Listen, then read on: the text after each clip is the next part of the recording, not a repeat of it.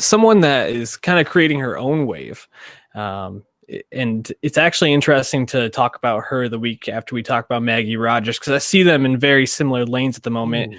Julia Michaels, a songwriter turned singer. She's written for a lot of people, including Bieber, Selena Gomez, Yes. just like big pop names at this point. And so she dropped her second EP. This one is titled Inner Monologues Part 1. And Dave, is Julia Michaels good? Yeah, I think she's definitely a good writer, which makes sense because that's how she came up, like you said, writing for Bieber and Haley Steinfeld and Nick Jonas and a bunch of people, a lot of Selena songs as well. And I think she quickly became known as a talent for writing mainstream pop. But then more recently, she started doing her own music. Was nominated for Best New Artist at the Grammys last year. Of course, Leslie Cara won. And she had that big song "Issues," which was a big hit for her.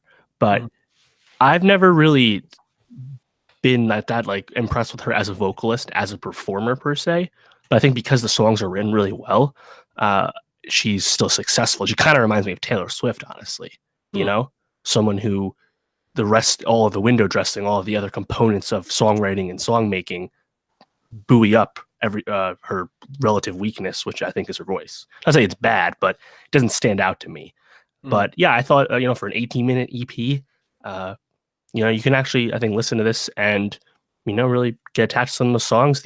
Obviously the lead single with Selena, Anxiety, was getting a lot of love in terms of just the lyrics, not because it's that like bombastic of a song for a Selena Gomez song or anything, but I think she's not going to go away, obviously, but I'm curious to see how many other hits she makes, because Issues was big and probably bigger than I expected, and I think it's probably went streamed really well because a lot of kids got attached to it and connected with the song. So if she's that good of a writer that she can keep doing this, I think she is in fact a good artist, even if she doesn't maybe jump off the page right away. Yeah, I agree. Her vocals leave a little bit to be desired, but I think her songwriting is just, she's able to infuse pop with a message so well. Like Anxiety, great message. It's got Selena Gomez on it. Probably one of the songs I liked most of this is Happy.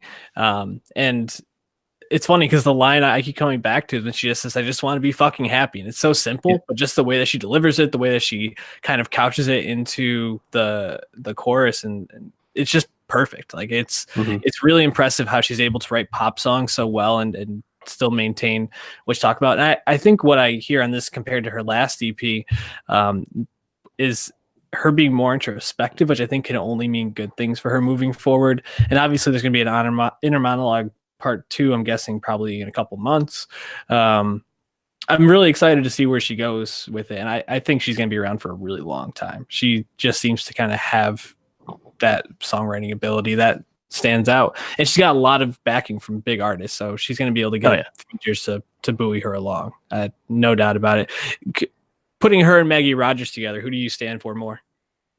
That's interesting because I think Maggie Rogers has more of an identity as a performer. I think it's pretty obvious, but you give the writing edge to Julia Michaels, I think. She has quite the body of work for someone who's in her early 20s. And I mean, speaking of Maggie Rogers, something else we reviewed last week, Mike Posner, also had a similar message as Julia's song Happy, but he did not tackle that nearly as tactfully and as, I think, artistically sound as Julia did, and I think it just speaks to how talented she is with the pen. But yeah, Maggie Rogers is an interesting comp because, I saw some, not hate, but some like, break pumping on the Rogers album after we talked about it. And it does seem like maybe she could use some more A&Ring too, but she's also not like going right to the middle of pop either. So they're actually interesting to compare because neither one is doing something so like milquetoast or anything, Right. Yeah, I think I like Maggie a little bit more only because I feel like you said, her sound has a bit more of an identity. And I think one of the biggest knocks against the Maggie album is that it's a bit overproduced at points, kind of drowning out her, which I don't know if I would totally agree with. I think that there are some points when maybe production could have been stripped back a bit, but I think just Maggie's general sound and her vocal abilities are what's going to drive her. And she writes still meaningful songs, even if she could use maybe a little bit more seasoning in the writing area as well. It'd actually be interesting to see them team up and how they would be able to create an album together, but I doubt that they would do that at this point in their careers. So, yeah, I was just scrolling on her Wikipedia, Julia Michaels' Wikipedia, the songwriting section. It's fucking long, dude. She's written a lot of songs for a lot of big artists. I think most recently, song really like "Make Me Feel" from Janelle. It's one of the more recent ones. But she's, I mean, God, she has so many credits. But yeah, I hope she continues to try and grow as a performer, because she's talented enough that she does not need to just be a background songwriter. You know, usually you don't get a lot of attention that way, and you don't get the props. So yeah, please keep pursuing it.